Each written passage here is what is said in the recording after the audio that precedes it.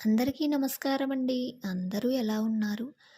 త్వరలోనే దసరా వస్తుంది కదా! మన ఆడవారు ఎందరకు ఎన్నో కోరికలు ఉంటాయి కదా! భవానీ మాల వేసుకుందాం, దీక్ష తీసుకుందాం అని ఎంతో మందికి ఎన్నో సందేహాలుంటాయి కదా! భవానీ దీక్ష తీసుకున్న ఆడవారు ఎలా ఉండాలి?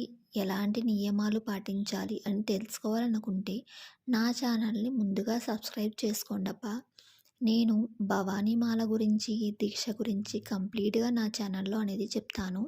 ఈ మాల తీసుకోవాలనుకున్న ఆడవారు ఎంతో మనసు ప్రశాంతంగా ఉండాలి. కోపం అనేదే ఉండకూడదు. అమ్మ మన ఒంటి మీద ఉన్నంత వరకు శాంతంగా, ప్రశాంతంగా ఉండాలి. 2 పూటల స్నానం అనేది చేయాలి. మన ఆరోగ్యాన్ని బట్టి 3 లేదా 5 రోజులు లేదా అలా దీక్ష తీసుకోవచ్చు. 9 రోజులు, 11 రోజులు అది మన ఇష్టం అన్నమాట. ఎవరి మీద అరవకూడదు. ఎవరి మీద కోప్పడకూడదు.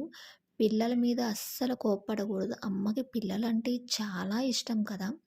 ఈ దీక్ష తీసుకున్న వాళ్ళు ఆరోగ్యపరంగా కొన్ని జాగ్రత్తలు తీసుకోండండి.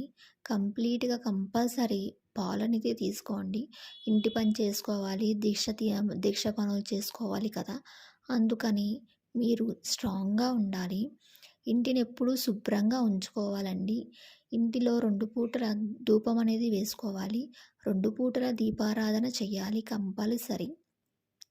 ఈ వీడియోస్ గురించి మన ఛానల్‌లో కంప్లీట్‌గా పెడతాను. లాంగ్ వీడియో పెడతాను.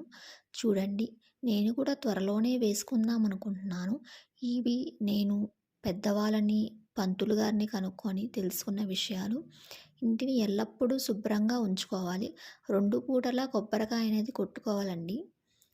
ఇంకా కొన్ని వీడియోల కోసం నా ఛానల్‌ని ప్లీజ్ సబ్స్క్రైబ్ చేయండి. ఏమన్నా ఉంటే కామెంట్స్ చేయండి.